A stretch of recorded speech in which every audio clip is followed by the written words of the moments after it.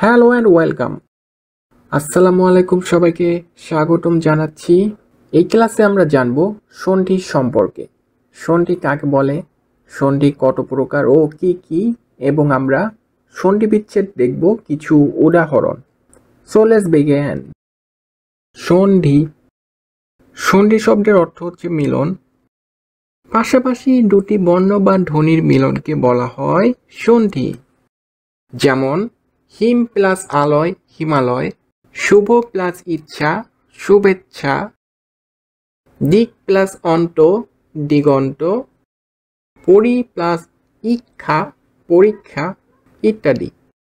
সন্ধি প্রধানত দুই প্রকার, একটি হচ্ছে বাংলা সন্ধি আর একটি হচ্ছে তৎসম সন্ধি।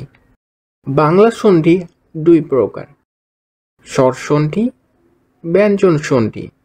আর তৎসম সন্ধি তিন প্রকার, স্বর সন্ধি, ব্যঞ্জন সন্ধি এবং বিসর্গ সন্ধি। সো আমরা এই তিনটা সন্ধির উদাহরণ দেখে নিচ্ছি।